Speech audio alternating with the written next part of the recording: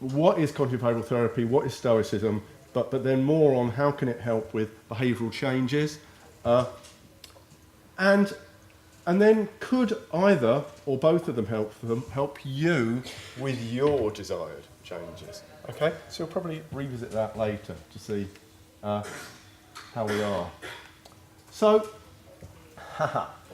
New Year's resolutions.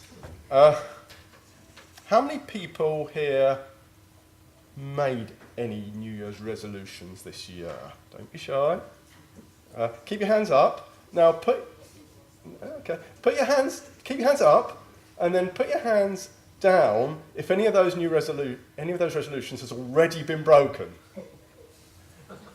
Okay. Now put your hand down if you're 100% confident that you're going to keep all your New Year's resolutions this year. Keep your hand up. Okay. So half a dozen people who've done that. Why are you here? You clearly got the answers. To be serious for a moment, I've actually written a blog article against New Year's resolutions because I think there are much better ways of changing behaviour. But they work for some people. So look, this was a recent YouGov poll that said that the most the most popular resolutions were them. Eat better, exercise more, spend less money, etc. So have a look at that list, and just because what I'm interested in is, as I said, is helping you think about the behaviour changes you want to make. So have a look at that list. Any shouts out for any of those? Just put hands up. Who wants to eat better? Yeah, quite a few of you. Exercise more, spend less money. Why are you here then? Get more sleep. Why are you here then? Read more books. Oh, you come to the right place. Okay, so now that was actually done in America, and this was one done in 2014 in the UK. Notice any differences? So it looks like exercise comes top. It looks like there's a bit more about helping other people, volunteering, time with family, raising money. Now, whether that's a cultural difference or a time difference, I don't know, but there seemed to be more on the altruistic stuff for the UK in 2014 than for America last year, or this year, according to the surveys. Okay, now this is my data. We are beginning talking a little bit about evidence and whether there's any evidence for any of the things we're talking about today. So the evidence about New Year's resolutions is not that good. So only a quarter of Brits who made New Year's resolutions have kept them all. And that's according to what they say. You know, someone comes along to you and say, have you broken your New Year's resolutions? You might not be completely honest about it. Anyway, and it looks like, well, let's look at this is the data. So it looks like about 30% the resolutions go by the wayside almost immediately. And then by the end of Jan, it's about 60-something. And then it's by May, it's reached that half-life where most people have broken some of them, and it gradually trickles off. But the 27% who keep them all, so some people can make lasting behaviour change. How is it done? It's a good question. So that's one type of behaviour change. Now,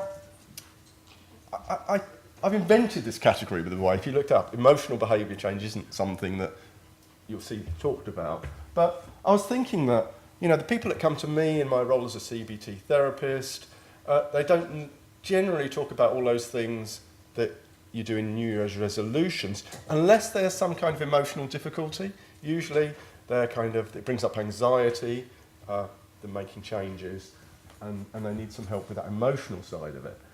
So those kind of things. So just a show of hands with some of these. Who would like to procrastinate less? Good. That's going to be our little case study. Who would like to be less irritable, angry, or frustrated? We're going to talk about that as well later. Less worrying. Less of a perfectionist. Less surfing the internet, junk TV, social media, etc. being more confident socially. And the last category, overcoming a mental health problem, such as panic attacks, phobias, compulsive checking, or depression. That is something that you definitely might be sent the way of a therapist for. What I'm going to be saying today is that this is all kind of a continuum. So some of the same ideas that would work for people who are really depressed or have panic attacks, you'd adjust them, but some of the same principles would apply for people with more moderate problems. And all behavioural changes involve emotional changes. Do you agree with that? Yeah, if you think of making a behavioural change, it'll bring up an emotion. If you make a behavioural change, it'll probably change your emotion. So in a way, this category is a little bit artificial, but I just wanted to bring out that there are kind of some things that would be a bit more emotional than a typical New Year's resolution. What about ethical behaviour changes? Helping other people. I'm not going to ask how many people want to do these things, because everybody's going to raise their hands for everything. Who wants to actually do these things? Help other people. Be really rational. Be things that the best version of me would do. Do the right thing even when I'm afraid or tempted. Do the wise thing. Being a virtuoso at living. If I said being more virtuous, what would be the kind of reaction to that? Think, I'm not sure about virtue.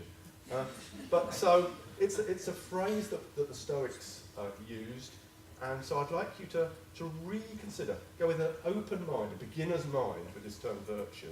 And it might help to reconceptualise it as being like a virtuoso at living really well, or being an excellent human being. Now, you might think that the emotional changes could be done by CBT, and the ethical behaviour changes could be done by Stoicism. And who knows about the New Year's resolutions? Maybe one or either or both. Let's keep an open mind. Let's see whether it's clear cut as that.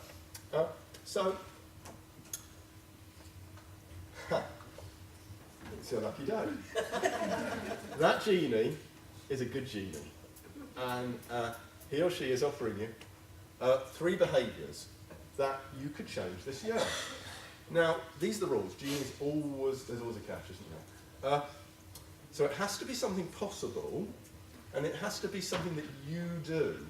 It's not like win the lottery. It's something it's actually kind of more or less under your control. There might be obstacles, but it's something that you could do. So what would you do? Think of 3 behaviour changes you'd like to make this year. And if you want, have a little chat with your neighbour, if you want. Might be a good time to introduce yourself. And just something that you'd like to change. And remember, it could be a New Year's resolution, it could be a more emotional, it could be a more ethical, being a better person. I'll just give you about a minute for that.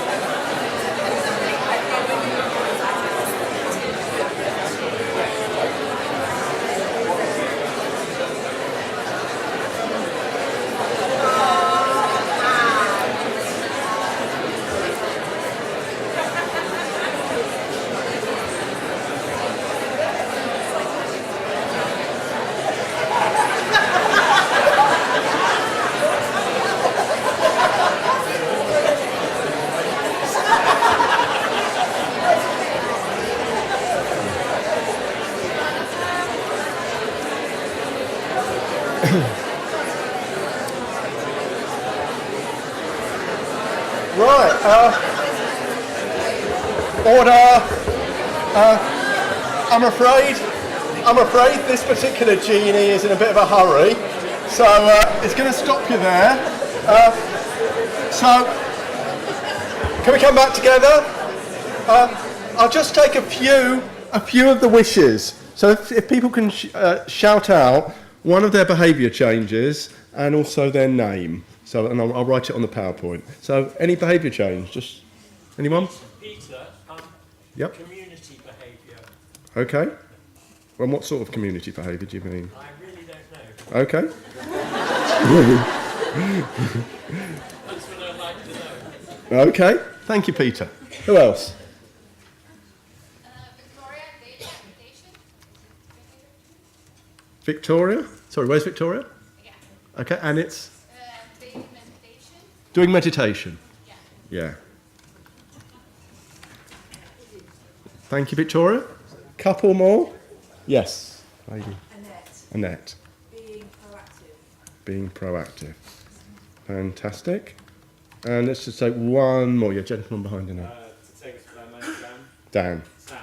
Sam, sorry. To take responsibility for mistakes made. Okay.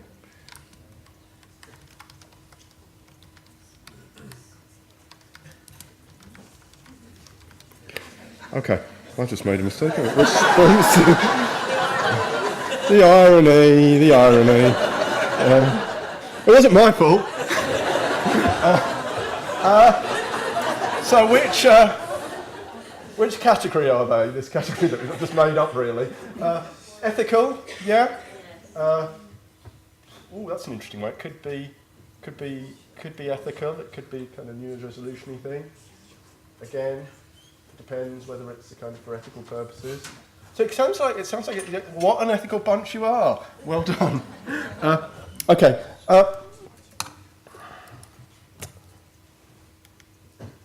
So I'm just going to spend, as I said, literally 2 or 3 minutes on positive psychology before we come on to CBT.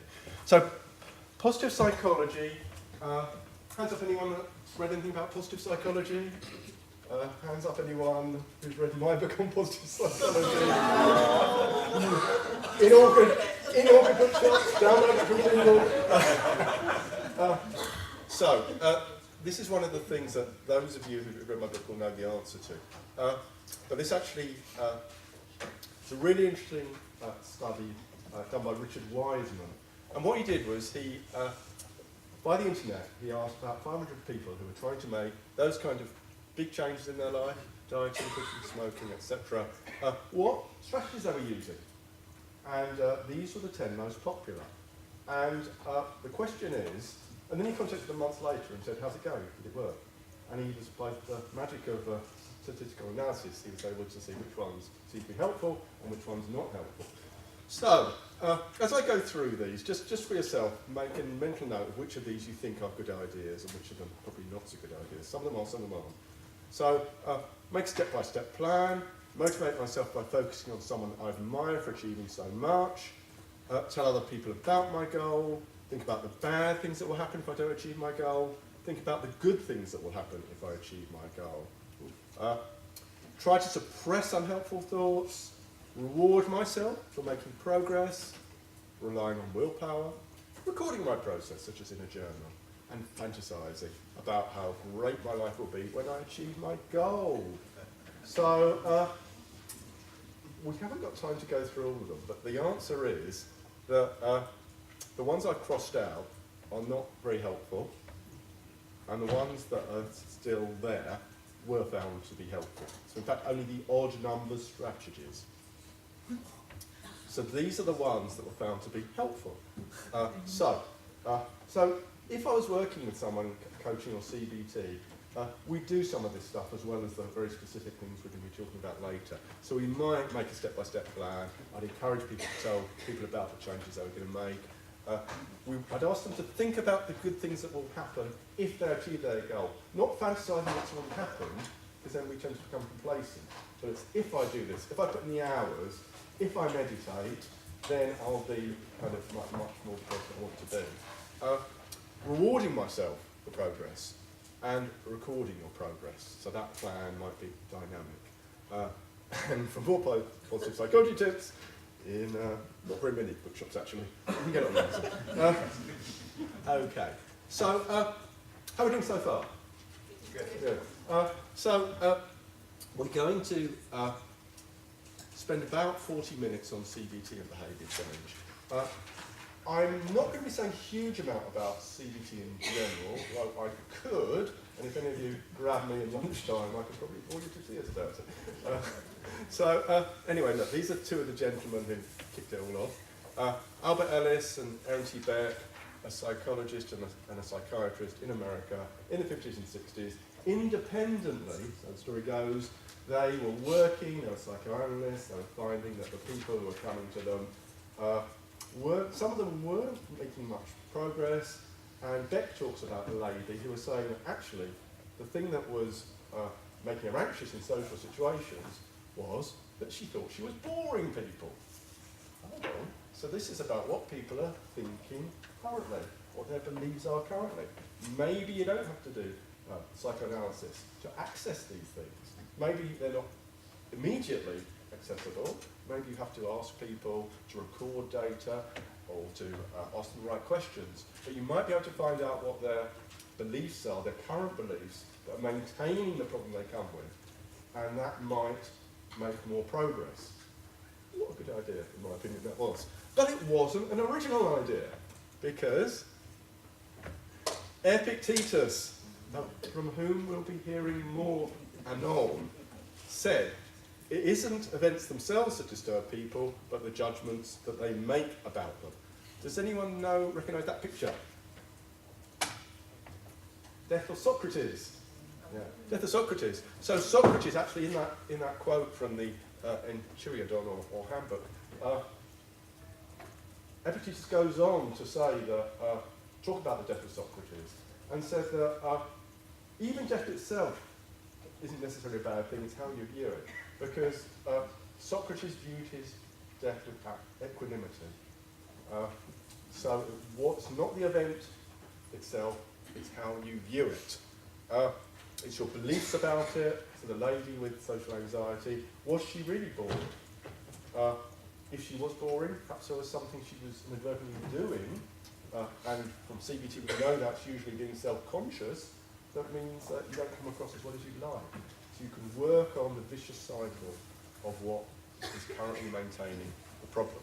And as I said, it's an idea from Epictetus, and usually in CBT, if you ever do a CBT course, they will mention that quote and then move on, which is really what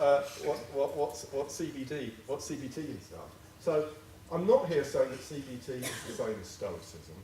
I'm saying that CBT started with a Stoic idea, and then done lots of scientific research, lots of emphasising a behavioural approach, lots of working out how to understand particular problems, and I think also CBT is kind of more for specific problems, and Stoicism is for life. Stoicism isn't just for Christmas, it's for life. Probably not for Christmas, actually. So is it true, though? Let's see. Let's do a little experiment here and now. So does how we think really affect what we feel and how we do? So whatever you currently think about dogs, I would like, just for the next minute, this side of the room, to imagine that you believe that dogs are fierce and dangerous. Okay? Dogs, fierce, dangerous. This side of the room, whatever you actually believe, I'd like you to imagine that you believe that dogs are cuddly and lovable. Okay? Fierce and dangerous, cuddly and lovable. Now, with those emotions, you don't have to write it down, but think about what you're likely to experience and what you're likely to do with those beliefs if you see this. If you see this in real life, 10 yards ago, 10 yards away. So, fierce and dangerous, cuddly and lovable. So the fierce and dangerous side. What emotions would you feel? Fear. And what would you do? Run. Okay. And the cuddly and lovable. You're the nicest class this time. What would you feel if you saw Lucy, as her name is? If you saw lovely Lucy just coming towards you, what would you feel? Lots and lots of happiness. Lots of happiness. And what would you do? You'd cuddle Lucy, and she'd lick you back. Yeah. So what can we learn from that? Well, what we think and what we believe does seem to affect, at least in that case, how we feel and what we do. Okay? So could this principle change any of our behaviours? It's something that, for this CBT work, we need to think about. Is there any belief you have at any level that is maybe getting in the way of you making this behavioural change that you want to make? Some of you may have seen this before, you're already laughing. This is the 2-minute version of Bob Newhart on Stop It. And I promised the clip, this is the clip you're definitely going to see. Because if you go too much down the behavioural route without thinking of the thoughts, you could get a rather ineffective therapy like this.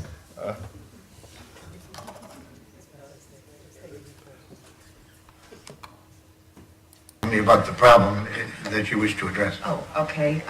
Well, I have this fear of being buried alive in a box. I start thinking about being buried alive and I begin to panic.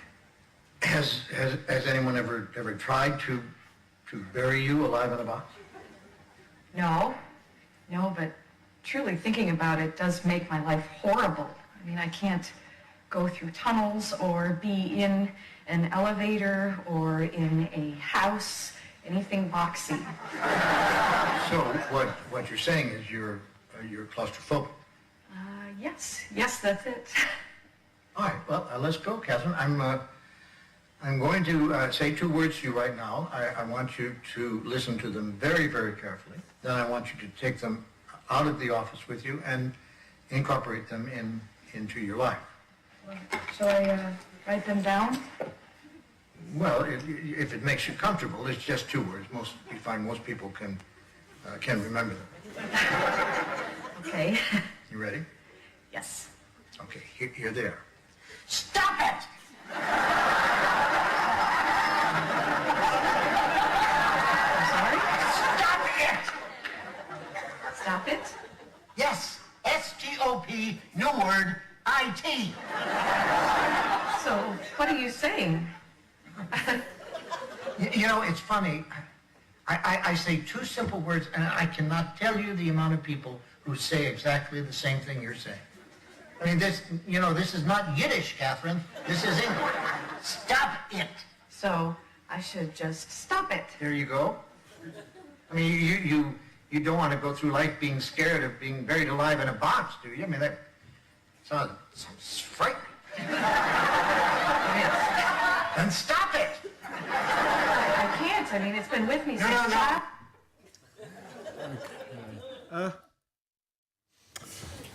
So, behaviour change made easy, but too easy. And yeah, it's worth Googling Bob Newhart Stop It, and there's a kind of longer clip you can watch.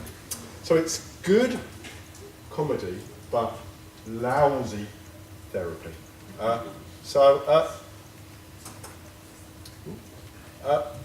So what we believe affects how we feel, and often affects what we do. Now, this is just okay, in CBT you get lots of diagrams, and that's because generally you're doing this with clients, and clients usually respond better if they can see the diagram as well as just talking about it. So we'll be using a few diagrams today as well. So supposing someone is thinking, I'll be criticised, how would you feel? Anxious, most like? Would you avoid it? Well, not necessarily, because you might think you can cope with criticism.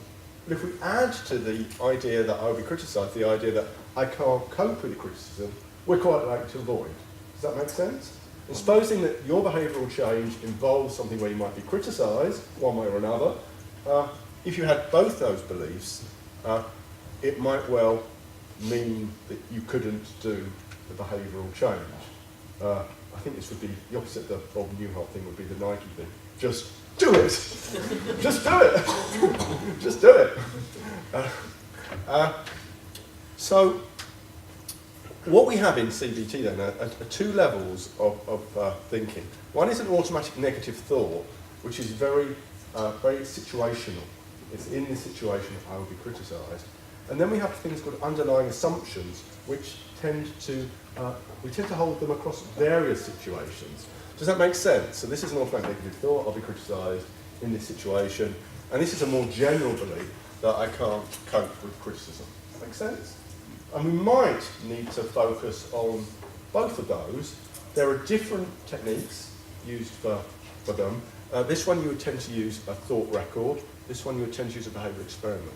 Now, from my clinical experience, I would suggest that for behavioural change, it's these, what I'm calling interfering underlying assumptions, that will mean we can make the behavioural changes we want to make. Let's see if that makes any sense. So, you've probably seen this before. Assumptions make an ass out of you and me. And what we're saying here is that some assumptions might stop us making changes. So, if we were trying to get to grips with the behavioural change you want to make, and using CBT, we would try and map it out using probably a 5-part model to start with. So it's, what's the situation, what is it you're trying to change, what do you think, what do you do, how do you feel, what's going on in your body, and what are the consequences of this. And you see all the arrows pointing everywhere? This is because actually they're all interconnected.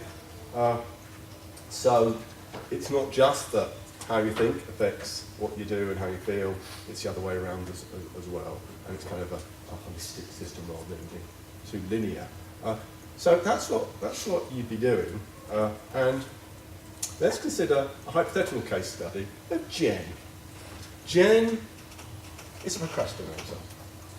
Some of you are procrastinators.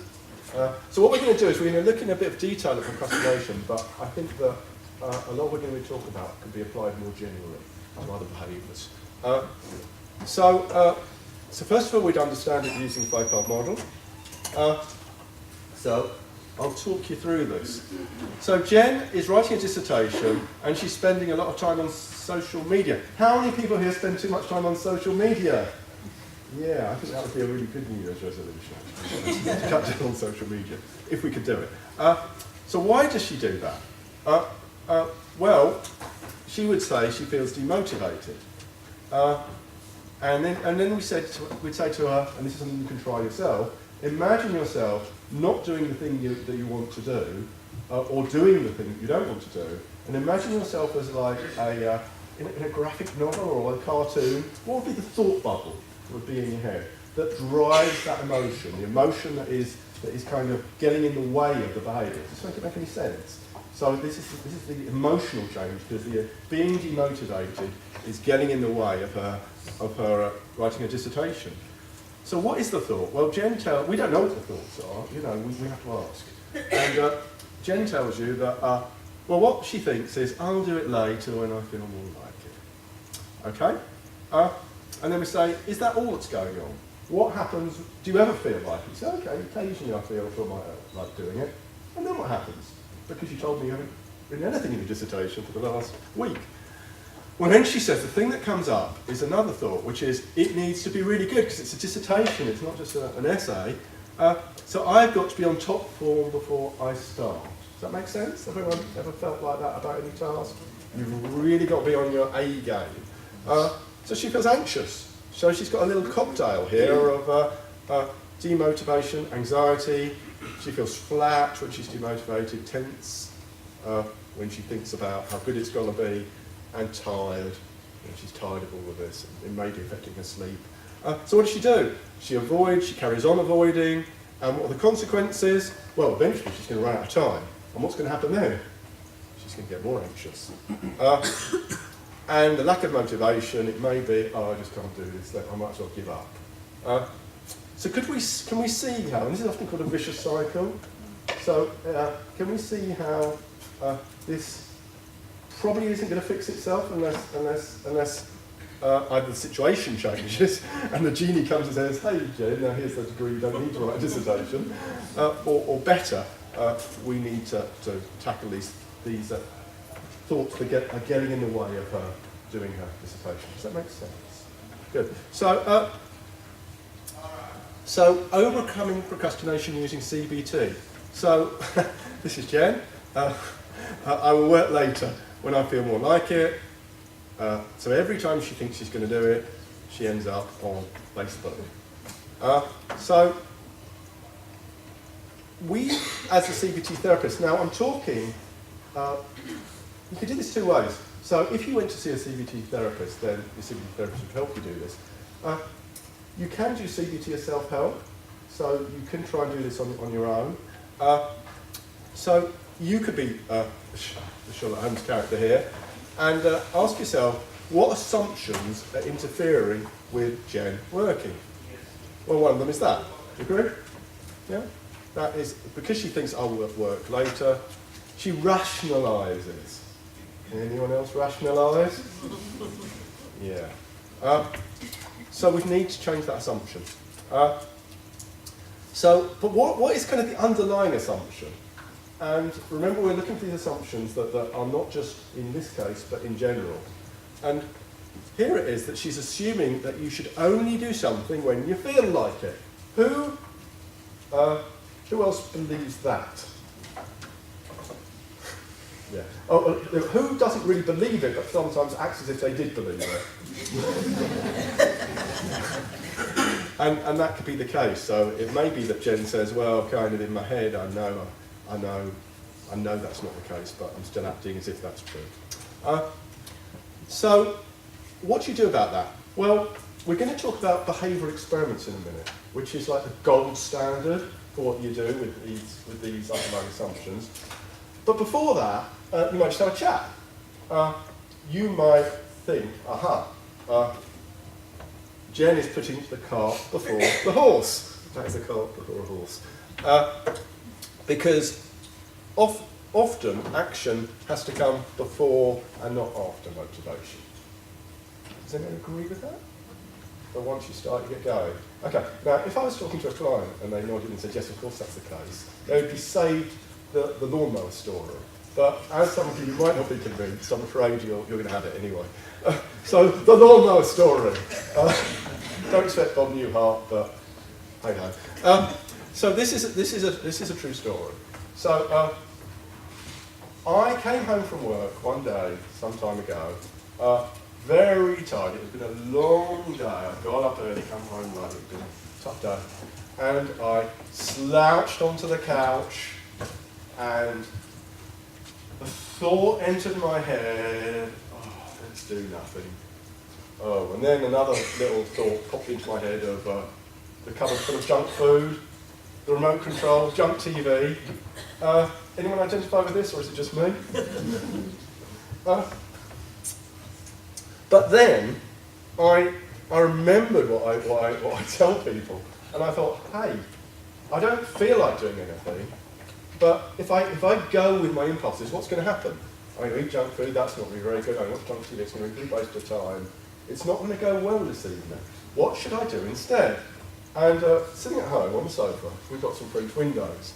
And outside, not exactly that, but getting on for it. So I thought, oh, you know what I should do? I should mow the lawn. It was May or something, so it was quite feasible to do that. Did I feel like mowing the lawn? No. So, a little trick that perhaps will help you as well is the idea that you take the first step. Baby steps. So it's two things there. Baby steps and relying on motivation to come after, not before that baby step. So I got myself on my backside, got myself out, and I told myself, look, I'm just going to mow the bit that's most visible. And at least I won't get in trouble with the boss. And that kind of motivated me there. And I did it. And guess what? Absolutely, as would have been predicted, as soon as I started going, what do you think happens to my energy level? What do you think happened? Energy level goes up. And then I saw the bit more, and I did a bit more. And yes, reader, I mowed the whole lawn. So that's the lawnmower story. So what can we learn from the lawnmower story? It's about being a continuum. This isn't just about people who are we talk about this with people who are depressed, but it's not just about people who are depressed. It's all of us who are kind of thinking, I'll wait till I feel like doing it. So if we had that discussion with Jen, she might well overcome that first interfering assumption, which is that she'll wait till later. But as is often the case, it's not simple as that. So Jen has this other assumption, which is it needs to be really good, so I must be on top form before I start. On my A game. It's got to be really good. So we might still have this discussion, and she might be kind of convinced that, so you could do thought records where you take that thought, you look at the evidence for, you look at the evidence against, you come up with a balanced view. But she might say, well, I kind of see that, but there's still a nagging doubt. So whenever you notice in yourself or other people this head-heart lag, you know that you've got to do an experiment. The proof of the pudding is in the eating, or not, because it's an experiment. You don't actually know whether that's true or not. So this thing about behaviour experiments, you get into Sherlock Holmes mode, or perhaps the mode of a curious scientist, and you put your beliefs to the test. So 40 beliefs often do need to be challenged behaviours. And sometimes just thinking about it or talking about it, or even, I'm afraid to say my lawnmower story, sometimes even that isn't enough to get people to change. So what are behaviour experiments? They're things you do in therapy, or obviously you can do them outside therapy, where you put your beliefs to the test and you find out what's true and what isn't true. So how could we test Jen's belief? So that's the belief, remember, yeah, that we're testing, because we've assumed that the lawnmower story and whatever has persuaded her that she can make a start even if she doesn't feel like it. But she's got to think that it's not just that I feel like it, I've actually got to be really on top form. Do you get the difference? Subtle difference between feeling like it and really be, so maybe it would mean that, she'd had a little bit of disturbed sleep. That would give her another excuse. So how could you do this? Well, you discuss it with Jen, and you'd maybe come up with this experiment. Every day for a week, rate out of 10 how good form she's in. Write something, send it to your supervisor, and ask for feedback. Do you see how that's a little experiment? But, she might put, felt 4 out of 10 good, supervisor said this was fine. In that case, that would kind of shed some doubt on this belief. If that experiment feels too daunting, then you could test it out on other tasks. So in other words, you've got an assumption. You don't have to test it out, particularly on the problematic behaviour. So she could see if she could do a Sudoku puzzle when she's not on top form. Does that make sense? You're trying to see whether it's true that you need to be on what she feels is top form to do something that she feels is difficult. And she might well find it's good enough if she's not on top form. What? If you're being a little bit inquisitive, which I hope you are, say, what would happen if she doesn't find that out? What would happen if she finds out, that she gets bad feedback, or she can't even do it, or she can't even do the puzzle if she's not kind of got, say, a good night's sleep? Well, then you go into problem-solving mode, which is another thing that you would do, and you might have to look at how she can improve her sleep. Now, what you'd hope to be getting is what we call a virtuous cycle. So she's still writing a dissertation, but she's now thinking, if I take a baby step, I will then begin to feel like it. Does that feel logical, based on what we said? And if the behaviour experiment turns out positive, then she might well be thinking and actually believe it, not just kind of say it, that, yeah, I can do good enough work, even if I'm not in absolute tip-top form. Now, if she has those thoughts, instead of feeling demotivated and anxious, she'll feel somewhat more motivated, more hopeful, less anxious. She still might be a bit anxious, but that's fine. She'll do some work, even if she doesn't feel like it, and even if she isn't on top form, and the consequences will be she'll spend more time writing it.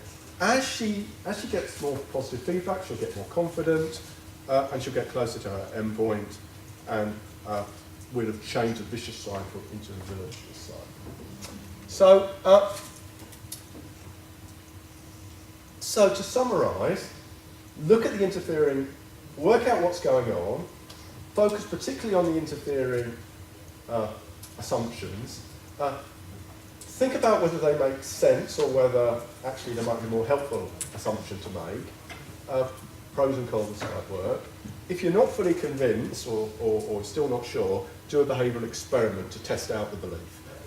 Now, a lot more can be said about designing and doing behavioural experiments, and I realise that we only had a short amount of time. The good news is that there's a video on it. The even better news is I'm not going to play it now, because it's not as funny as Bob Newhart. But it is good.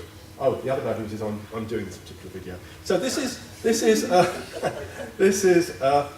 so Talk Plus is the name of the NHS IAPT service in Hampshire, where I do my work on Mondays and Tuesdays. And what we've done is produced a whole suite of videos on how to do CBT aimed at clients or people that just want to change. And we've made them freely available. So you don't have to live in Hampshire, you don't have to register with any GP or anything to get free access to these videos. All you need to do is, you do need to register, but there'll be no adverse, so it does ask what's your name, what's your GP surgery and stuff like that. There'll be no adverse consequences from doing that. It's just that we know as a service that people are using the videos or not. So I'd invite you, if you're interested in this, to have a look at that later. And it's even got some supporting documents. So it's got a PDF of the PowerPoint that's on behavioural experiments and a sheet where you could record what you're doing. So let's just have a little think about other cases, maybe cases that you might have of behavioural change, and the experiments that you might do in those cases. So, supposing I want to lose weight, and my assumption, we've done the detective work to elicit the assumption, and my assumption is, if I'm hungry, I need to eat what's in the cupboard. What might an experiment do? Anyone suggest an experiment? Throw the cupboard away. So that would be changing the situation. So there's all sorts of things you could do. You could change what you do at the point of purchase when you've got more self-control. You could say you're going to give some money to charity every time you do it. So there are other things you could do. But if you're trying to test this assumption with an experiment, how could you do that? So you're actually saying, is it true that I need to eat when I eat what's in the cupboard? I junk food when I'm hungry. How could you test that out? Yeah. Are they hungry? Sorry? Are they hungry? Am I hungry? Okay. So how would that work? That you would ask? Well, if they're hungry, they're probably not having their appetite satisfied, so they're probably not eating enough. Okay. Okay, so you could ask, actually, is it really hunger or is it comfort eating? Okay, that would be a good thing to do. So, yeah. You could eat something not sourced from the cupboard and see if it satisfies you. Okay, I like the sound of that. So all the things that you said are good. In terms of the behavioural experiment, I think if you said, next time I'm hungry, maybe you could eat something, I don't know, put something healthy in view, eat that, and see if that satiates your appetite. You could just delay eating, because we know that, it's like a wave, isn't it, our appetite, usually, unless we're really, really hungry, it will just go down after time. So you could say, I'll eat something healthy. You could say, well, I'm going to delay eating for 10 minutes and see what happens to my hunger. And those would be experiments to see if it was true that you really need to eat what's in the cupboard. Does that make sense? And it's kind of that curious approach. You don't actually know what's going to happen. So if you as a therapist said, oh, just delay eating for 10 minutes and that will work, what would happen if it didn't work? If you were my client and I said that, yeah, you lose confidence. And actually you don't really know. So it's called collaborative empiricism. We're working together and we're trying to see what really is the case. Okay, what about the second one? Someone wants to drink less and they think, if my friends are drinking, I need to be drinking alcohol as well. What would be an experiment there? Okay, so how would you do it? How would you set it up as an experiment? What might you do? So this is something you do deliberately between sessions, or if you're not in therapy, to just try it out. Yeah. Speak to your friends beforehand. If you Okay, good. encourage and let them know. Good. So you could say, actually, let's test this hypothesis, that if I talk to my friends and tell them that I'm doing a dry January, February, then they won't pressurise me. Or maybe even if they do pressurise me, I'll resist it. So you wouldn't avoid going out with your friends to test that out. You'd actually go out with your friends, but see if there was some way, maybe some way of thinking of it, or some way of talking to them. So for instance, you could tell them you're doing dry January, you could just drink lemonade and face the abuse, which I think a friend of mine who I'd definitely get some abuse from if I did that. But that's another thing, particularly when we come to Stoicism, we'll be considering that very seriously. We're not affected by the events, we're affected by our view of them. So we might be able to choose to kind of ignore or make light of what our friend calls us. Okay, so that's the summary of using CBT to change your behaviours. Understand your own vicious cycle, detect the assumptions interfering with your desired behaviour, consider the pros and cons of adopting these interfering assumptions, find realistic and helpful more alternative assumptions. So we did it in those cases of the lawnmower story. Motivation sometimes comes after action and breaking into baby steps. You may well need to test things out using behavioural experiments and look at the Talk Plus video to find out more about that. And then you're moving towards a virtuous cycle. Now, obviously, things aren't always, I think it's as simple as that. You're probably thinking, as simple as that, my God, this is too complicated. But, people are complicated. So remember we had that vicious cycle which had body as well and automatic negative thoughts. So sometimes you might have to work on those. So if it's just an automatic negative thought, you usually do a thought record, challenging the thought. If it's something to do with going on in the body, you might do relaxation techniques, maybe meditation. If it's a sleep problem, there's quite a lot of good work being done on sleep hygiene, and what to do and what not to do to get to sleep. But my tip from clinical experience, if you're trying to change behaviour, is to really focus on those pesky interfering assumptions. Before we finish the CBT, and we're going to have 10 minutes for Q&A in a minute, I have to mention this, because otherwise, if any of my colleagues are watching this, they would say, Tim, what have you done? You talked about CBT and you haven't mentioned the most important thing. So, a lot of the research that's come out where it says CBT is pretty effective. It doesn't work for everybody, but it's pretty effective for a lot of disorders. Comes from what's called disorder-specific treatment for things like depression, worry, OCD, panic attacks, phobias, health anxiety. And what's happened there is that researchers have gone and looked at what is different about people who are, say, depressed or worried to the average population. They constructed models that then says, okay, so people who are worried tend to be intolerant of uncertainty, and they tend to avoid doing stuff when perhaps they should be doing stuff. And worrying is even seen as a kind of avoidance strategy by some researchers. So you get an understanding of what's going on. You then see if it fits that individual, because it's not a one-size-fits-all, and you might have to do an idiosyncratic formulation. But what this does, it gives you a map. Yeah. So CBT therapists will have a map for each of these disorders, and they kind of use it to try and help you. Now, so if your problem behaviour was involved any of these things, then what we've said about behaviour experiments and pesky assumptions might still be true, but you might get there quicker looking at these. That's the worry tree. That's a diagram from my book on positive psychology. So I won't go into it in detail. It's actually an area where CBT is actually quite similar to Stoicism. Basically what you're doing is you notice that you're worrying, you ask yourself what you're worrying about, is there anything you can do that's helpful? If there is, you do it or plan to do it. If you can't, that's where you have there's quite a lot of experiment going on to see how you can neglect the worries that you can't do anything about. So this in itself, this branch can be quite a lot of work, and then you let the worry go. So that can be really helpful for people who've got a problem with worrying, for instance. And again, on the Talk Plus website, we have a 10-minute talk on the worry tree and on other things to do with worry and depression. So let's do our 10 minutes Q&A. Before that, if you want to read more about CBT, the chapter in Achieve Your Potential is a kind of says what I've said today, but kind of goes beyond it. And that's the URL for the Talk Plus videos.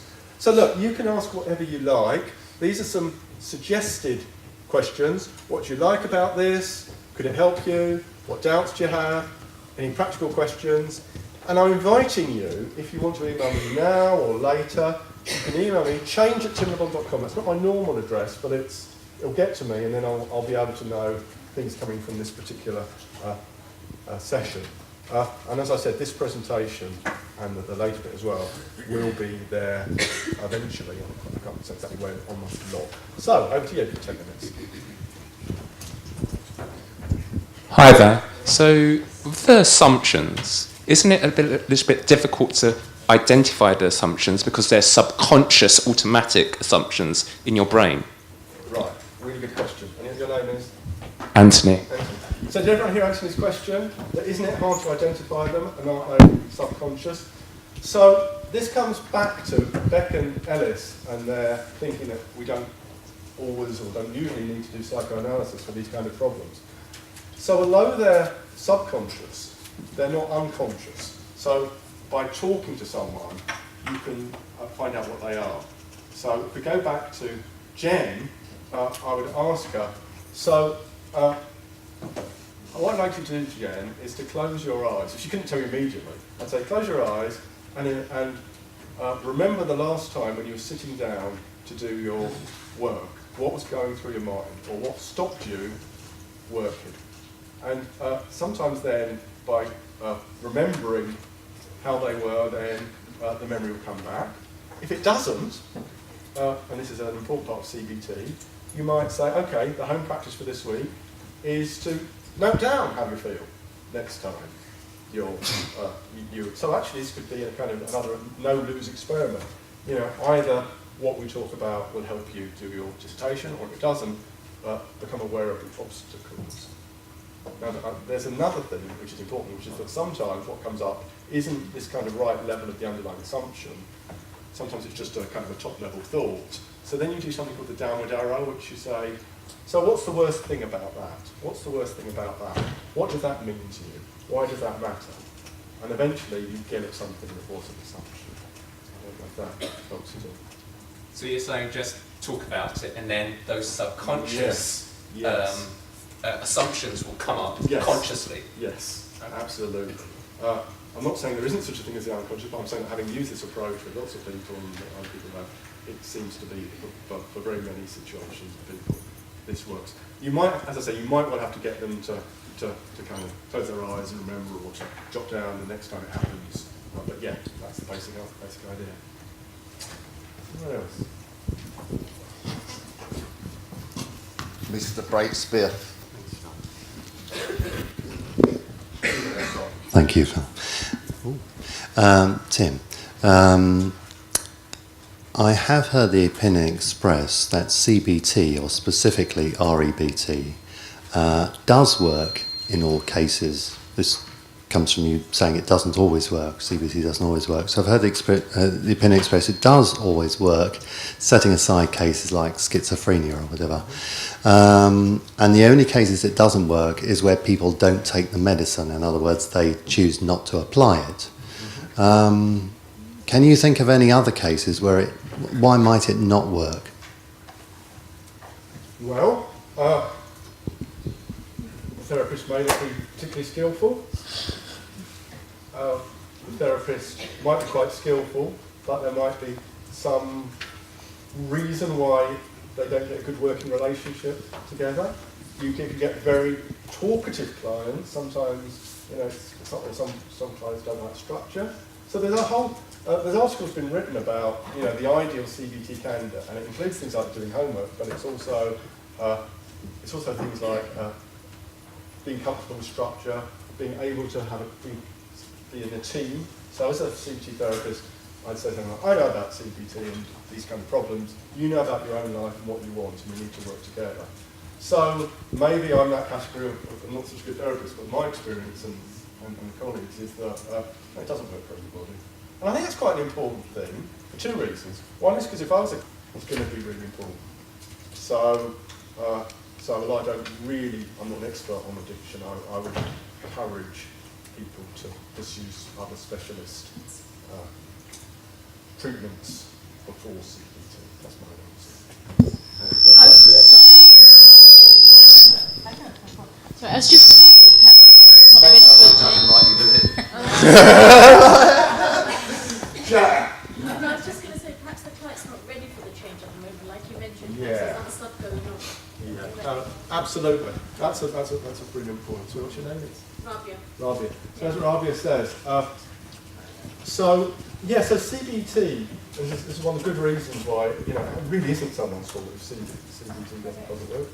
But, sometimes they've just got a lot of stuff that they want to talk about, or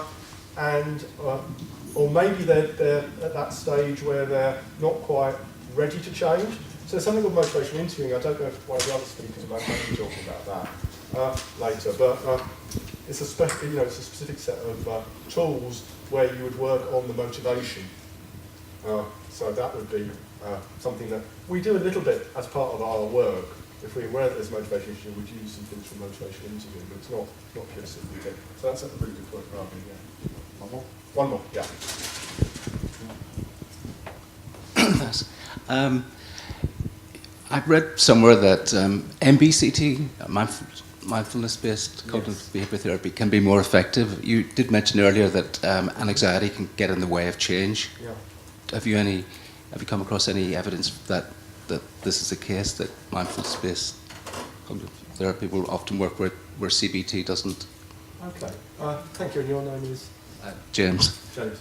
So James has asked a really good question. And there's a whole group of third-way CBT therapies that involve mindfulness and commitment to valued action. So there's ACT, there's MBCT. Compassion-focused therapy is Chris here yet? Chris Irons. So Chris Irons, do stay on for Chris. He's a brilliant speaker. Everybody stays for Chris. He's going to talk about, if he's not here yet, I can say that maybe compassion-focused therapy is a third way of CBT therapy. You probably wouldn't agree with me, but there's this whole cluster. Now, I'm really interested in all of those approaches, and I've done some training in most of them. And actually, I think Stoicism could be another one of these third way CBT therapies. If we look at the evidence, it's not quite there yet, certainly not for MBCT. The evidence is, last time I looked anyway, that mindfulness-based cognitive therapy in general is recommended for people who've had, I think it's 2 or more episodes of depression, and they're not really depressed at the moment, and doing some mindfulness can then make them less vulnerable to relapse. That's what the evidence says. And you can see why that might be the case, because it's about noticing it before it really starts to kick in.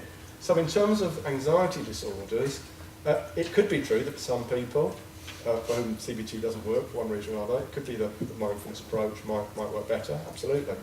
But in general, I would go with CBT for anxiety. And I think it's because CBT's got these, particularly if someone is clearly suffering from one of those very specific anxiety disorders like OCD, phobias, I think CBT has got a very good track record, and it works for many people. Okay, so that might be a discussion for the break or whatever. I'm absolutely not against MBCT or any of the therapies, but in terms of what the nice guidelines are and what the evidence says,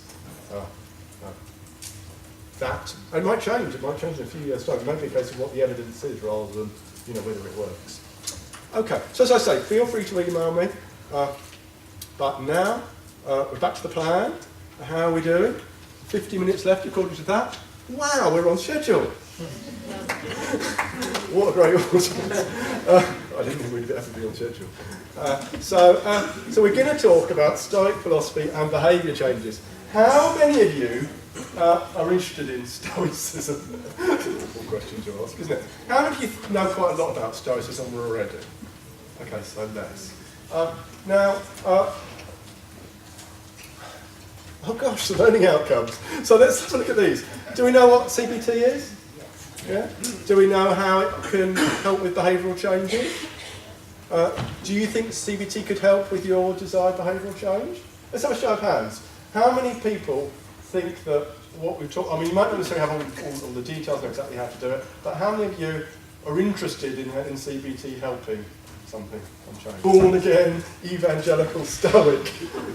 Because really, my own journey into Stoicism, gosh, I am sounding like it, aren't I? Let me tell you, I need to share a bit of this with you, just so you understand where I'm coming from with Stoicism. So, I studied philosophy ages ago, and I read probably Bertrand Russell on Stoicism, who kind of said, yes, this sounds quite interesting, but this, but that. Probably saying a lot of these things, that, you know, you have a stiff upper lip, you're repressing emotions, it can mean you're too passive, you're too resigned, you'll just be isolated, I am a rock.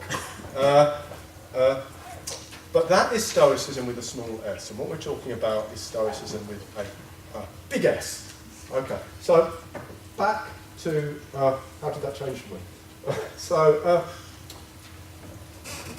it wasn't that long ago, it was 5 or 6 years ago, I got this email from somebody called Professor Chris Kiel from Exeter University saying, dear Mr. LeBon, would you like to come along to a seminar we're running about whether Stoicism could have any impact in the modern world? And I thought, okay, why not? I went along, I said to Chris, and there's a small bunch of us there, about 6 or 8 of us. I said, look, I'm not really a Stoic, but, and he said, okay, that's okay, we you know, you don't have to be Stoic. And in fact, it might be useful having someone who's not so kind of partial. I said, but what I do know a bit about, is positive psychology and what they do there to test things out. And they were very interested in kind of doing an impact analysis, where people would see if Stoicism actually worked. So I was the guy who was kind of 1 foot in terms of the Stoicism, but became part of the project, part of the team, because I was the guy who would be there with his spreadsheet, doing all these surveys and analysing the stats. I'm really sad, I love it. But there you go. But a strange thing happened. As I got to read more about Stoicism, find out more about Stoicism, I found out that it wasn't quite what I thought it was. We'll come back to that. So what Stoicism is? What Stoicism is really about, big S Stoicism, is living as an excellent human being would, ethically, virtuously, like a virtuoso at living. Having rational judgments. It's definitely true that part of Stoicism is being very rational. That bit isn't a caricature. Feeling the appropriate emotions, giving rational judgments about what matters most in life. That's actually, you have to find out what the Stoics think matter most in life before you know what the appropriate emotions are. Because actually, Stoics think that what really matters most are these things. And everything else, like health, wealth, reputation, is what is sometimes called a preferable or preferred indifferent. So it's a nice to have, you'd rather have it than not have it, but if you haven't got it, then you can still, they would probably say be happy, perhaps using happy in a slightly different way to we would use it. You can still lead a good life. So that is, well, I'll obviously talk a lot more about what Stoicism is in the next half an hour. But a key point is that it's not, so it can help with facing adversity as well, absolutely. But it's not just about that. So we come back to, I told you I love the spreadsheets. This is what emerged from it. This year, so every year, we do something called Stoic Week. Has anyone here taken part in the Stoic Week? Phil? Okay. Well, you can do it usually it's October or November, and it's free, you can just enroll online, you get a free handbook, written by the great Donald Robertson, who, if he ever comes to this this country. Maybe he'll get to speak at Weekend University. So Donald, I've known for a long time, and he is the go-to guy with this Stoicism stuff. So he really is a Stoic. I'm just a kind of born-again semi-Stoic. There's a word for this in Stoicism. It's called a procoptin. It means somebody making progress. I'm definitely not there yet. Anyway, so this year we asked people if they were kind enough to fill in another survey. So there's surveys at the beginning of Stoic Week. We've designed a questionnaire which measures how stoic you are, big S, and you get a score, and also how happy you are, and various wellbeing scales, life satisfaction, flourishing, positive and negative emotions. This year we also did one on positive character traits. Do any of you know the VIA in positive psychology? Yeah. So we didn't use that, we used something called the Civic, which I think is very similar. And that's what we found. So at the start of Stoic Week, people filled this in, and you can correlate how stoic people are with how much they've got these qualities. Does that make sense? So, do the people that score high for stoicism score high or low for bravery? Well, you think so. For persistence, you think so. For kindness, you think so. For fairness, you think so. For self-control, you think so. So what we found was these are incredibly high correlations. And so, we had a really large sample, several hundred people. These correlations cannot be by chance. But the amazing thing was, for me, the top correlation, the positive trait most associated with being stoic, was zest. Who'd have thought it? And yet, William Irvin has written a book, which I think is called The Good Life and Stoicism and Joy, or something like that. So there are things in the literature which suggest that if you're stoic, you will feel enthusiastic and full of energy. So if we think of Jen and our kind of experiment, maybe if she was being stoic, she would feel more motivated. So it's really interesting, and I just say this partly to really endorse the fact that it's not just about facing adversity well. So Socrates wasn't a Stoic as such, but the Stoics looked to him as incorporating a lot of Stoic beliefs, and they looked at him as a kind of sage, a Stoic role model.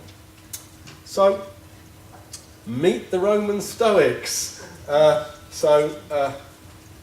Big three: Seneca, Epictetus, and Marcus.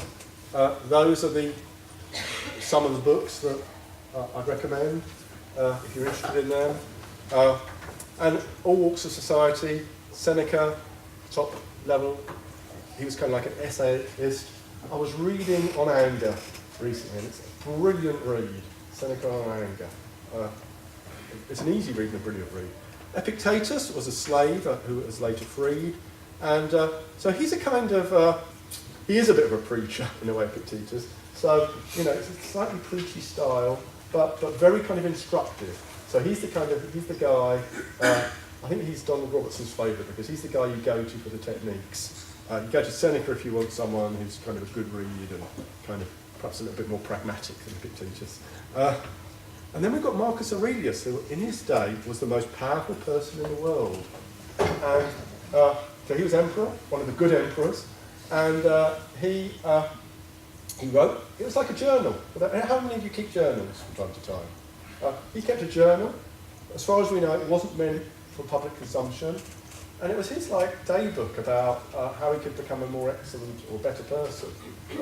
And it survived, it's published as Meditations, and it's well worth a read. So those are the Roman Stoics. Modern Stoicism is the name for this kind of group of people who I'm part of the team. That was the report I was talking about on Stoic Week, which is the latest article published, A Strong Positive Relationship, that's what I was talking about. But there's lots of other articles written by members of the team, but also members of the public who are interested in Stoicism. There's loads of free stuff there, www.modernstoicism.com if you're interested. And here's a selection of books. Get your cameras out. So these are some of the books written by people who are either Stoics or interested in Stoicism. That's Donald's book, one of Donald's books. That's a really good book. Massimo Pigliucci, How to Be a Stoic. He's also got a good blog. Antonia Maccaro. Is Antonia here? I think it might be. Antonia, hello. Speak to Antonia if you're interested in the connection between Buddhism and Stoicism, because she's just written a really good book just out on it, More Than Happiness. So in other words, there's lots of stuff written on Stoicism. Now, this wasn't true 10 years ago, 20 years ago. So it's having something of a moment. This is something I could bore you about for hours, but I'm just going to bore you for 2 minutes. So we are building up an evidence base for Stoicism. 2 big questions. Do the attitudes and behaviours help you flourish? And do the practices actually enhance well-being? And the answer to both is yes, or so it looks like it. All of this research is a bit provisional, pilot studies, we need to do more rigorous tests. But look, we've been doing it for about 4 years, and it's very consistent results. And we are finding that the people who sign up for Stoic Week, how stoic they are is very strongly correlated, not just with the positive character traits, which I was talking about earlier, but with flourishing, 0.47. Emotions, 0.43. Even life satisfaction, 0.36.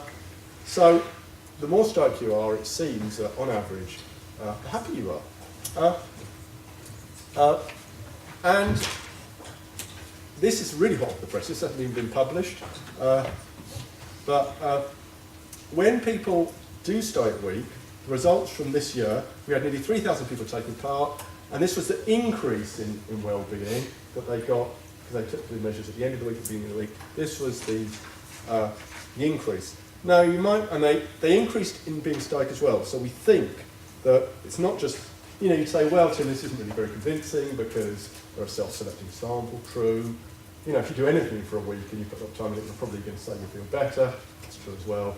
But when you look at the picture as a whole, there's a strong association between being stoic and well-being, that people actually do seem to increase in their stoicism as well as these. You think, it looks like being stoic probably is part of the thing making the difference.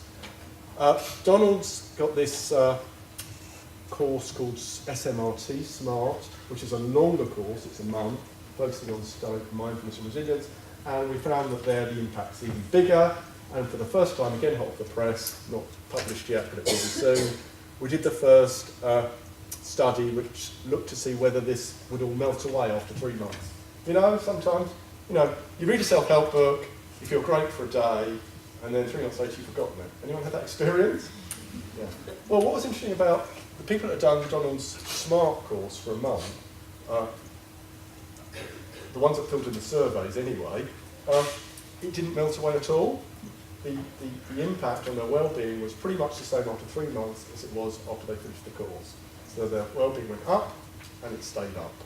So that's really, really promising. As I say, there's a lot more work to be done, but it's... So this was, back to me as the born-again semi-stoic. That's one of the reasons, because it just seems that the evidence is coming in, that it's helpful. So we are going to talk about behaviour change in Stoicism. I've just introduced Stoicism very generally to start with.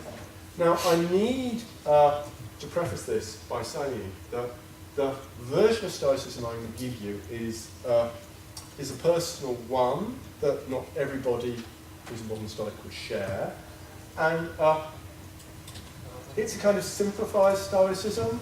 There's things in Stoicism that says things like the cosmos is a wise living thing, which I'm not quite sure if that's true.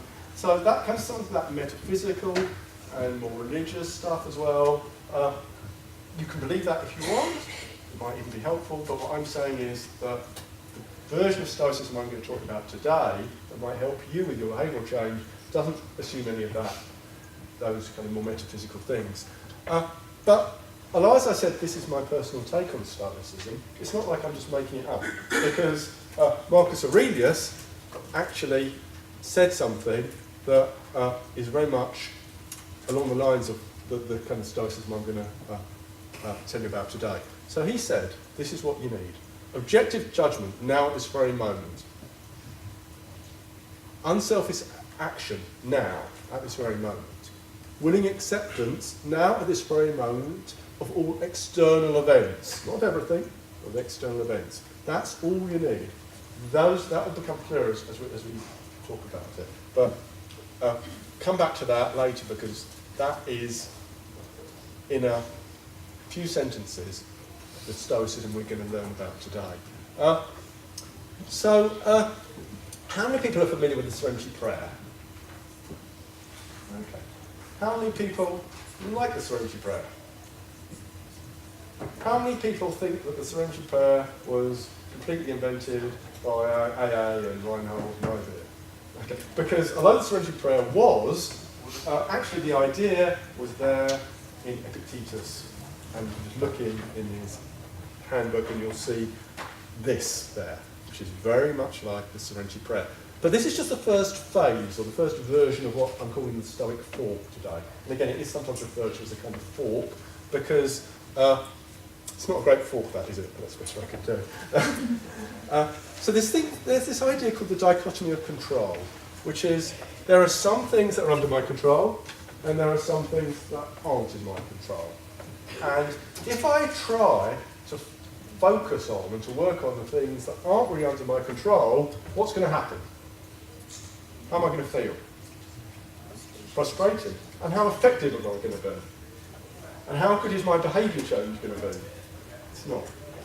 Whereas if I focus on things under my control, then I'll feel even that zest and effectiveness, and I can make effective changes. So that's kind of one. So we can look at the dichotomy of control in a kind of very pragmatic way and say, coming back to my person who's got a problem with junk food, they might say, well, I can't control myself when I'm, the food's in the cupboard, but I can control myself more when I'm out shopping, when I'm not hungry. Does that make sense? So they might use this to kind of engineer themselves to not buy the junk food when they're out shopping. So that's a kind of a fork where you're using the idea that I can control myself in this situation, not that situation, and then do something that's probably quite sensible. Okay? That's one kind of very pragmatic way that you could use this idea, and I'm not against that. But the Stoics have a rather specific take on it, because they believe that the things not under my control, the past. Do you agree with that one? Yeah. You can't control the past. You can change how you feel about it, your judgments about it, your attitude to it. Other people. Ooh. So how does it go usually when you try and control other people? Well, this is a more debatable one, I think, because we could say that there's a third category of things that you can influence, but not totally control. But the Stoics took a pretty hard line on this and said, no, you can't control other people, and the only person you can really control is yourself. Your reputation, what other people think about you. So again, this would be of very great relevance to the person who's socially anxious, worried about what other people think about them. Stoics say, forget it. You can't control it. It doesn't matter. Or at best, it's one is preferable indifference. People will think what they will of you. And it means that as long as you're doing your best, that's fine. And fate. So, as I said at the beginning of my talk, I hope that the video works, fate permitted. That's a very Stoic thing to say. It's something we haven't got complete control over. So these things aren't under my control, so I just accept those, accept that, and what I focus my attention on are the things under my control, which are my judgments, rather like the beliefs that we were talking about when we were looking at CBT, but particularly the value judgments we're making, and whether something's good or bad. What we do, and our emotions. Now, the reason that they say that the emotions are under our control is because, remember right when we were talking about Epictetus, and the emotions depend on the judgments. So actually, if you manage your judgments well, then you're going to manage your emotions pretty well. Now, there are some exceptions there, and Seneca talked about these things called first movements, which actually correspond quite closely to you know, to what neuroscience knows about fast-track events going on in the amygdala. So Seneca was onto something when he said there's bits that just happen really subconsciously and you can't control them. But the real emotion proper, the thing that turns kind of a little impulse to get angry with really being angry, involves judgments. So that's the first version of the dichotomy of control. And as I said, this can be really useful just on its own. That's really nice. And here's a personal example. In my days when I was less of a, I don't know, I was probably a 10th Stoic then, or a semi-Stoic. And I lost my wallet. I was mugged. I was going to a conference in a few days, and I thought of this. I thought of, you know, this kind of Stoic strange of wisdom. What can't I control? Well, couldn't control the fact that it had happened. Couldn't control what the other person had done, and fate might conspire even that I can't. You know, maybe I couldn't even go to the conference. But what I could manage was my judgments about it. So I could say to myself, look, this has happened, it's not the end of the world, and there's no point dwelling on, you know, how more careful I should have been. But I can control my actions, and what actions would I do? Well, having got a bit calmer by doing that, it was really obvious what I had to do. Ring up the bank, arrange for cars to come pretty quickly because of my travel, etc. And once I'd done that, my emotions calmed down because I was kind of taking control of the situation. You know, once the bank said, you know, for the bank, it's every day, every moment they get someone ringing them. And so, yeah, thank you, Mr. LeBon, you know, the cards are cancelled, you won't be entitled to anything. And we'll send it to you next working day or whatever. So it was actually all okay. And the surrender, so that's a real example of where this kind of Stoic principle number one was a great help. So just have a think about whether this could help you with any of your behavioural changes. This idea of if you can't control it, just let it be. You know, if it's this category, stuff about the past, stuff about other people, stuff about what people think about you, stuff about how things turn out, don't focus too much on that. Focus on what you do, how you think about things, thinking about things rationally. Do you think that could be relevant in any way to any changes you want to make? Yeah, just I don't talk about one. Yeah. Okay.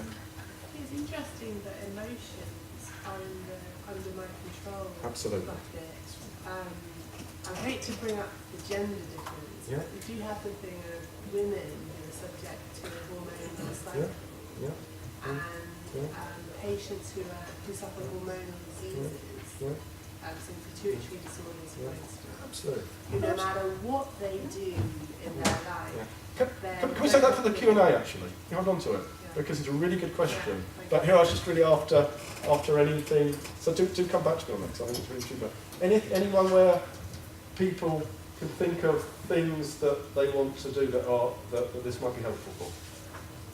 Anyone just use one or two examples? Or not? Yeah.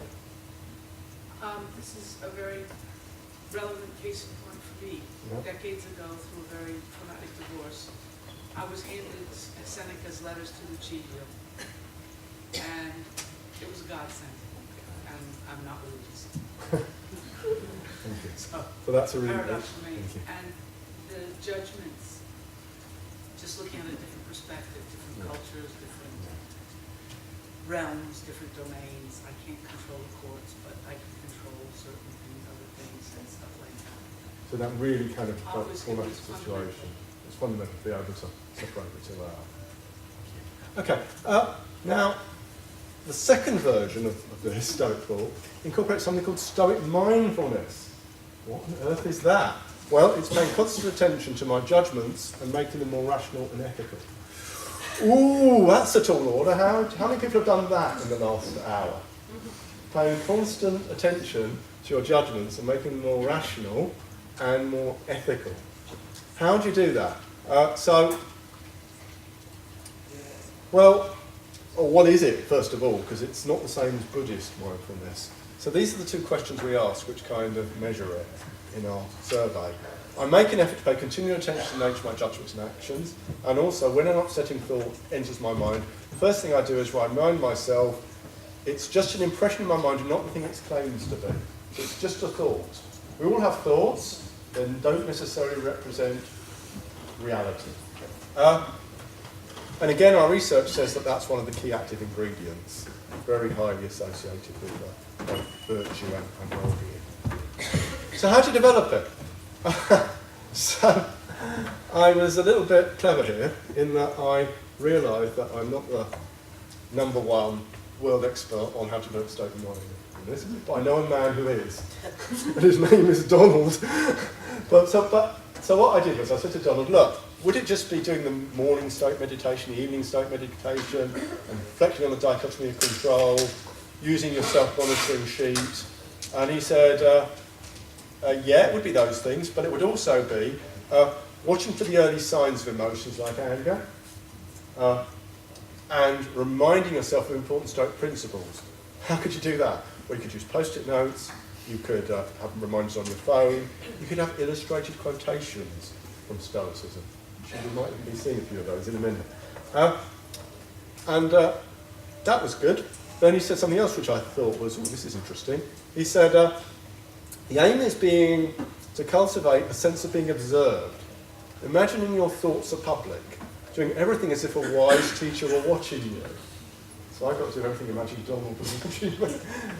I don't know what you think about that. We can kind of address that in the Q&A, but it does. And I said to him, well, what about flow? You're never going to get into that kind of flow if you do that. And then I remembered, of course, flow is one of those preferable indifference. If this helps us be a better person, then kind of being in total flow might not be so important. So, if you do Stoic Week and download the Stoic Handbook, it'll give kind of recordings and things about how to do that. This is my 3-minute version of it. By the way, if any of you are thinking, when's he going to get on to behaviour change? It's a question that Wittgenstein would have done this. It's a question you kind of got to unask, because for the Stoic, it's not really about behaviour change. It's about character change. And if you change your character, if you became that person who was fully self-controlled, wise, courageous and just, how many of your New Year's resolutions or behaviours you want to change would change accordingly? Yeah? So that is a Stoic approach. It's not so much about, let's look at the specific behaviour. The true Stoic approach is saying we need to change character, and through that everything else will flow. So everything I'm saying is, I hope, relevant to behaviour change. So how to develop Stoic mindfulness? So I had a bit of fun the other day in Paint and PowerPoint. You can tell me whether you like these or not. So there's this idea that you do an early morning meditation, Stoic meditation, and for about 10 minutes, one version is that you just sit there, think of the day ahead, think about the challenges you face, think of what might go wrong, and think of how you can approach it in a Stoic way. It's kind of called negative visualization. I love Marcus Aurelius' version of it though, because I'll read it out. This is, remember, is the most powerful person in the world at the time. Say to yourself in the early morning, I shall today meet ungrateful, violent, treacherous, envious, uncharitable men. All of these things have come upon them through ignorance of real good and ill. I can neither be harmed by any of them, for no man will involve me in wrong, nor can I be angry with my kinsman or hate him, for we have come in the world to work together. That's quite subtle, that, because he's not saying, look on the bright side, it will be all right.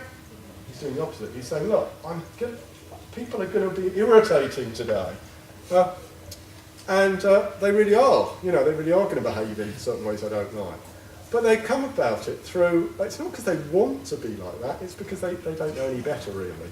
So if you think of something like young children or babies, you kind of think, no, I'm not going to be angry with them because they just don't know any better, don't know any different. So this kind of gives a kind of understanding, but also I can't be harmed by any of them.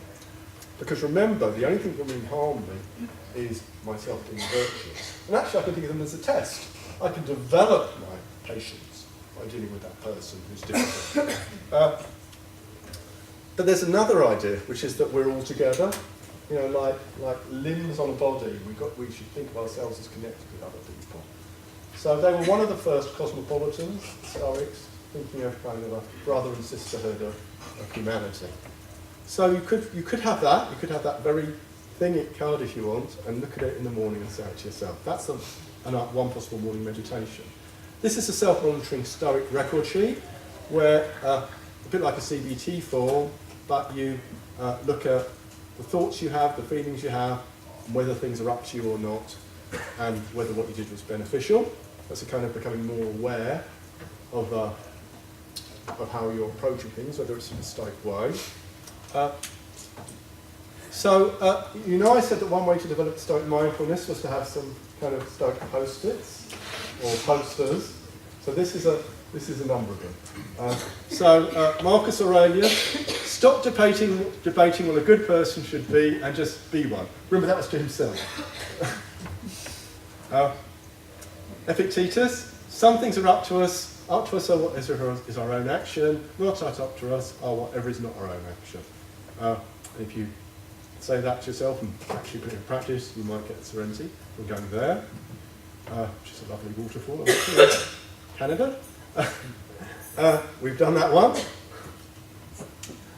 And just a couple of minutes on Seneca and anger, which I mentioned as being a great book. So you might, as part of your trying to change behaviour through seeing Stoicism, you might read some of the ancient Stoics. And Seneca and anger is a great place to start. Here are some select passages. Do you agree with this? The sword of justice is ill-placed in the hands of an angry man. He called it a temporary madness. I think it's quite helpful, actually. It's quite helpful to think anger is a temporary madness. Because when you become angry, you see things so differently. No plague has cost the human race more dear. This is another kind of little trick to imagine how you look in the mirror when you're angry. And in terms of changing what you do if you do get angry, because remember we're all progressing, well, remember that the greatest remedy for anger is delay. So if any of you want to become less irritable or angry, this is probably Seneca's top tip, or one of his top tips. So not necessary to pardon the offence, but so you can form a right judgment about it. If you ever notice that you sleep on something, unless you're dwelling on it in a very active way, you'll wake up the next day feeling rather different about it. We fly into a rage, we put the worst construction on it. So later we should plead their case, keep our anger in abeyance. A punishment which has been postponed may yet be inflicted. So you can still do the right thing, but once inflicted cannot be recalled. Very wise. Okay, so that's a little bit on anger. And then so remembering, this is what we do as part of our Stoic practice. We do our morning meditation, we do stuff in the day to be mindful of all these Stoic ideas, and then we do the evening meditation, which goes like this. So again, these aren't the same as Buddhist meditations. Some people do things like this anyway, but this is the, in positive psychology there's this thing where you do what went well, which is really good, 3 things that went well. Well, Stoicism is positive psychology plus the difficult bits. So you've got, the second one is what did I do well, but the first one is what did I do not well? What mistakes I made? And this is important, condemn not yourself, because this isn't to pick yourself up, but the actions, and do in a moderate and rational manner. So it's kind of, what can I learn from that? We're all kind of fallible human beings. And also, what was left undone? So what could I have done better? So the idea is that you go through the day, and or key events in the day. Well, the benefit of that is clearly that you're going to then remind yourself of how to live well, but also kind of have a mental intention to do better next time. So that's the second version of the Stoic walk. The third version is, in many ways, the hardest bit, because it's saying that we need to do the virtuous thing, using the virtues of wisdom, courage, justice, and self-control. Self-control, particularly if we need to accept it. Courage, particularly if we need to do something. So, I've talked about virtues. Those are the core virtues, the cardinal virtues for the Stoics. Obviously, there's lots of sub-virtues, like those positive qualities I was talking about. And they're all kind of connected. So, wisdom is in the biggest letters because it's probably the most important. But actually, the Stoics believe that you need all of them, and it's hard to have one without having the others. And furthermore, your intentions matter more than the outcome. So, the archer. Think of yourself as an archer. So, the best way to approach life, the Stoics suggest, is to think of yourself as an archer who does their best to fire the arrow well, but accepts that once it's flown, it may well be blown off course and miss the target. Your intentions are like preparing to fire the arrow, but the outcome, like hitting the target, is beyond our control. You see how that could apply? You do your best. If fate means it doesn't work out, don't worry about it. You've done your best. Why are Stoics important? Because we're short of time, I'm going to have to gloss over this a bit. I had a really interesting dialogue with Professor Chris Gill, who introduced me to this, where I played the part of every man and he played the Stoic. And we kind of, it was kind of genuine as well. And he kind of convinced me, actually, that if you're virtuous, then actually you make the best use of these preferred indifference. So I gave the counter-example, don't I just want to have a nice evening out with my friends? And he said, yeah, but if you're not just, and not self-controlled, and not courageous and not wise, that's probably going to mean you can't do that, or can't do it reliably. And that applies to everything else. So the virtues are really very important.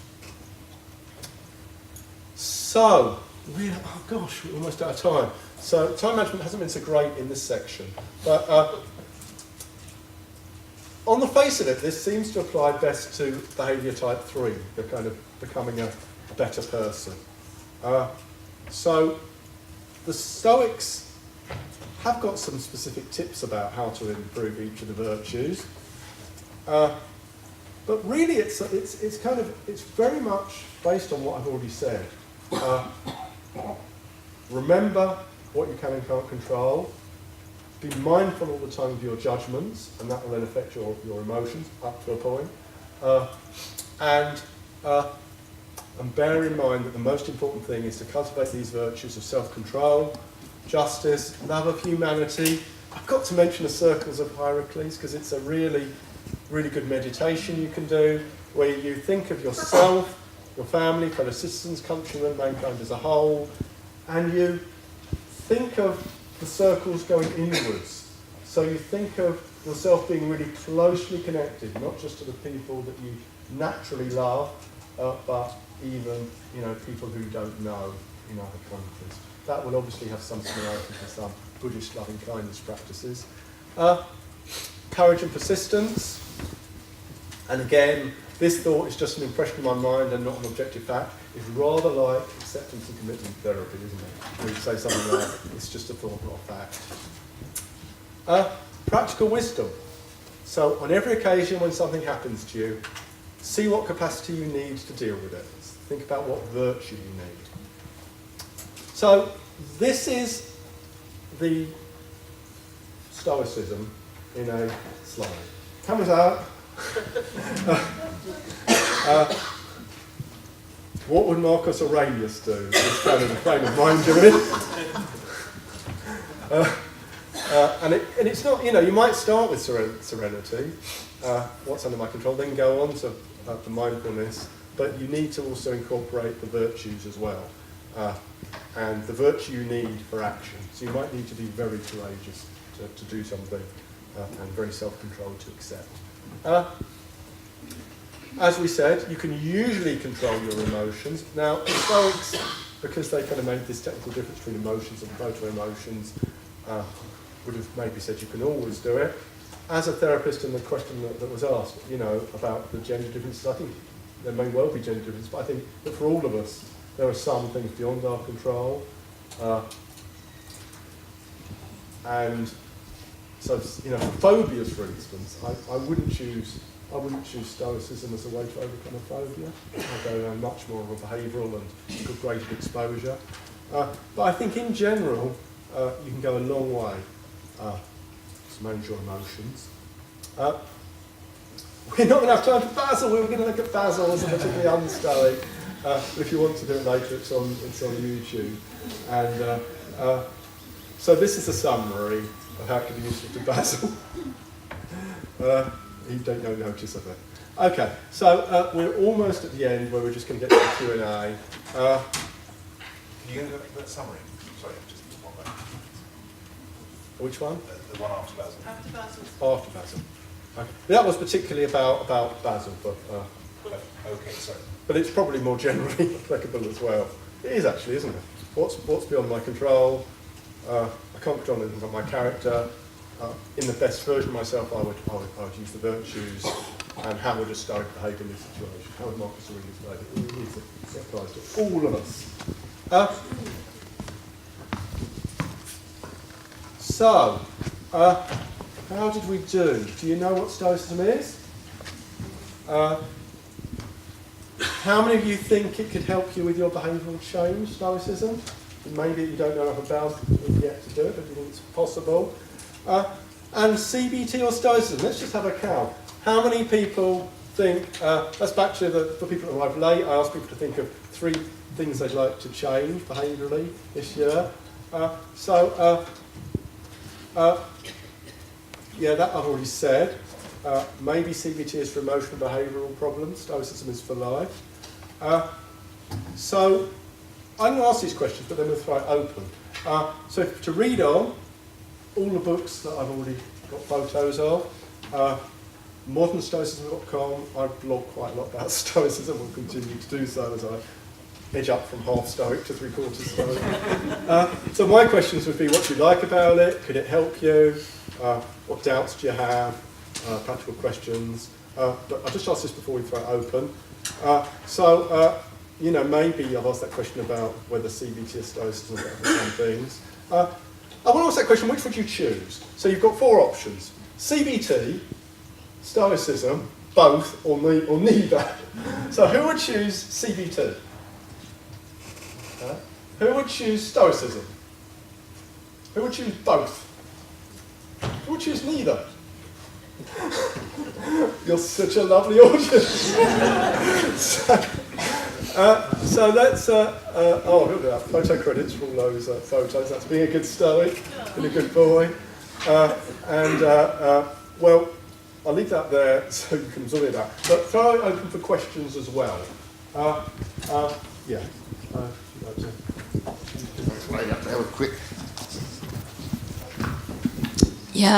Hi, I just wondered if you could say a little bit more about what you were talking about in terms of controlling our emotions to a point, or usually, and what the neuroscience may be leading us in the direction of. How long have we got?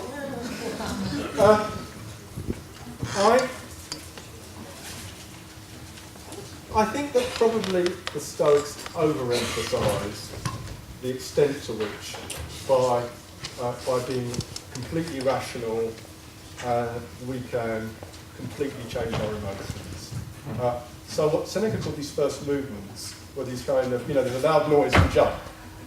And Seneca could say, if someone swore at me, I might well think, you whatever, but then I would remember my Stoicisms and say like stuff that Marcus said. That may well be true. I think, and it is building on what the lady said about changes in the body. But if I just think of myself when I'm really tired, just ask my kids. That day I was talking about when I mowed the lawn, if I hadn't mowed the lawn and they'd come in, I would have found it really hard to employ this stuff. So I think, back to the 5-part model in CBT, we're really focusing on the thinking side of things, and according to CBT, it's also the body as well, and sometimes we've got to make behavioural change to change our thinking. Does that make any sense? Yes.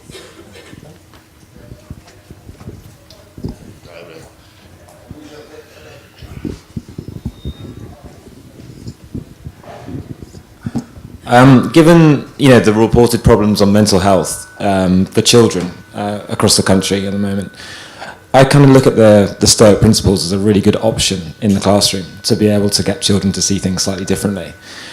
Do you see there being any challenges with trying to bring, say, Stoicism into the classroom? Thank you. What's your name? Sam. Sam, that's a brilliant question. I don't know if any of you are aware of the works of Pete Morley, who does philosophy for children, or the philosophy shop.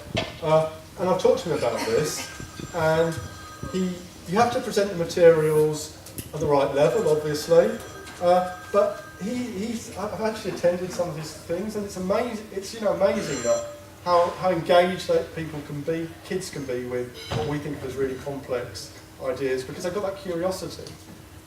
So you might need to adapt the materials. I think it's a really good idea. To take a completely different context, in my list of Stoic books, I won't touch back there, but there's a book, I think it's called The Epictetus Club, by I think it's Jeff Trainer, about philosophy in prisons, which has definitely happened. There'll be another group of people where Stoicism has been employed, actually schools and prisons, captive audiences. But the idea is that actually you can use your rationality, you can control some things, and this can help you feel freer and even zestful. Yeah, I definitely think that's something to be done. One last quick one. Last quick one. And you can all, I know we've had a bit of short time for questions, so if you want to grab me at lunchtime or email me, then by all means do so. I'm very happy. So, yeah, one more question. Hi, thank you very much. That was great. I'm wondering about another area where Stoicism might help. Politics. Politics? Well, I'm thinking of some of the politicians around now. I think they could do with some Stoicism. Maybe we could do with some Stoicism in coping with them. Thank you, Charles. What a lovely note to end on. So, just before Donald Trump was elected, I did this Stoic thing in New York about Stoic negative visualization. What would we do if Trump got elected? And it turns out that part of it was acceptance, but people were talking about campaigning and things like that. But there is a limit to what we can do, and the serious note is that the world is probably a more dangerous place than it has been. See, there's a limit, but if we don't have courage, there will be a limit earlier. So we need the courage. We need the courage. Absolutely. Otherwise, we will be told what to do by undemocratic people. Absolutely. So this is why, thank you, that's a really good point, that Stoicism isn't about, resigning yourself to every injustice.